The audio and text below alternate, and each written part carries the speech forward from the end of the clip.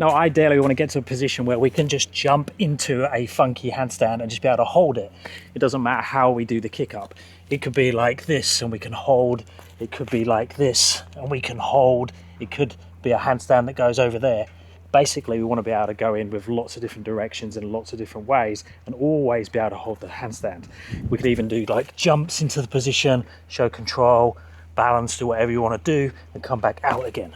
But when we're learning, that's the complete opposite of how we want to train towards it. What we want to do is we want to place down our hands first. We want our shoulders directly on top of our base. We want a strong focal point. We want the hip in exactly the same position. We want to kick very carefully up to our handstand. What we don't want to be doing is running in this direction and trying to catch like that. And we definitely don't want to be doing something random every time. So today, let's have a look at how we can master the handstand for your current level. Because your level makes a massive difference on how you should kick up. Look, if I can do a one-arm handstand, I can kick up from the side and I can enter it this way and I can show control and hold there. I don't have to worry about kicking up because my room for error is so big. So give me two hands and it literally doesn't matter where I put my hands or where I put my body, I can always show control and hold. But if you're newer to it, your window of balance is tiny. My window of balance is massive. So if we know how big your window of balance is, what room for error you have, how big your catch area is, then we know how critical or how important the handstand entry is. So the beginner or the person that can't hold for 10 seconds literally has a balance window that's this big. If they land here or here, they're going to fall out of position. So that person needs to be super strict with their kick up. So the super strict kick up needs to be placing down. Actually, the first thing we need to do is get rid of these.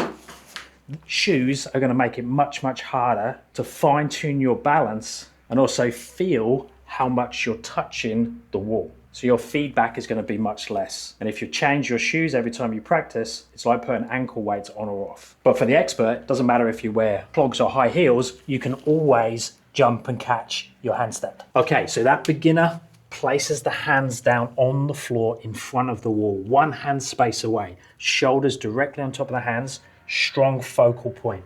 The focal point is where we're looking. That needs to maintain that same position every kick up and during the kick up. What we don't want to be doing is pulling the head around all over the place.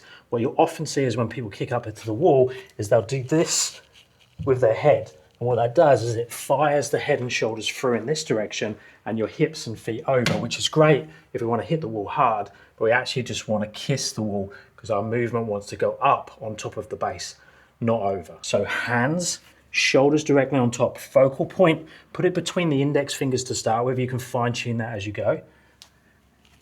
Hips nice and high, and then we're just going to kick up, touch the wall, come back down again. Notice the focal point, the shoulders, the hips are all staying exactly the same. And I'm just kicking the leg up, touching, coming back down. If that feels okay, I'm going to think about going up, more on top of the base, lifting that foot higher and higher up the wall. Once that feels okay, I can do exactly the same and go 1, 2. Come back down, make sure the shoulders are the same, the focal point is the same, kick back up on top again. Now notice the energy is going on top of the base. That's super important. So because I don't have my shoes on and I've got a hard wall, every time I touch, I'm going to feel how much energy is hitting the wall. What I don't want to do is hit it like that. I should be doing it like this. You shouldn't be able to hear someone learning to kick up. And the more progressed you are, the more you're on top of the handstand. So you might not even touch the wall, or it might be like an after movement. So I'm going to go hands, shoulders, focal point, kick to my handstand, hold for a couple of seconds, and then I might lightly go to the wall. But I'm going on top of the base. I'm going up. I'm not going into the wall. Now, for the person that has a bigger window of balance, someone that might be holding for around 10, 15, 20 seconds, will probably be better off actually going up and down here instead of on top of the base. What does that mean? So compare your handstand balance to standing on your feet. If I'm standing on my feet here, if you notice, we never do this. We never hang out in this position. See, I'm now overbalanced. My weight is in my toes. Where we like to hang out is here. Look, I can wiggle my toes around. I'm in the balls of the feet and the heels of my feet. My weight is actually quite backwards. I could sit down onto a chair. I can stand back up again. All the energy, all the movement is happening to the back of the balance, not to the front of the balance like this. Exactly the same in the handstand. We actually want to be hanging out back here somewhere. This is where the action happens. This is where I can move up and down. This is where I can move up and down with bent arms. So weight in the heels. Sit down, Rosie, sit down. So basically it's much easier to control everything if we're back slightly instead of being forward slightly. And if we have a look, what normally happens in the kick up is we start back here somewhere with our feet. Most people will actually do this a little bit where they have their shoulders backwards. And when they kick, they actually kick forwards, meaning that their energy is going up and over. So that's like standing up out of your chair and leaning forwards like this. You're going to stumble forwards. So then it makes sense why you keep falling out of your handstand.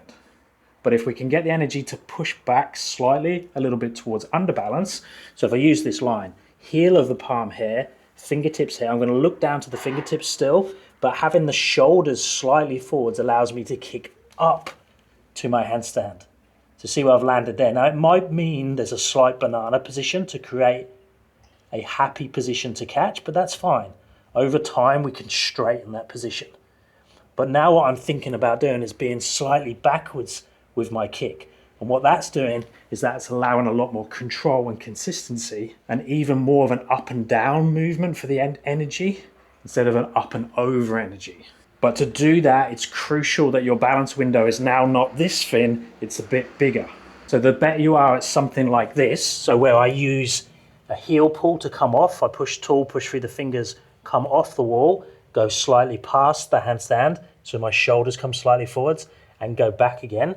So having this type of control, the easier it is to always land slightly backwards in the handstand, or slightly towards underbalance, because that's where you're going to have more control and you can deal with more things. Exactly the same on our feet, we're back on our heels all the time. So it's crucial that you're working your back to wall heel pulls to make this control strong. And then it's very, very crucial that you build the capacity to do this. Take the shoulders forwards, slide down the wall and then push up and come back again. Now I'm learning how to use those shoulders, get the hip up and over so I can do this type of movement.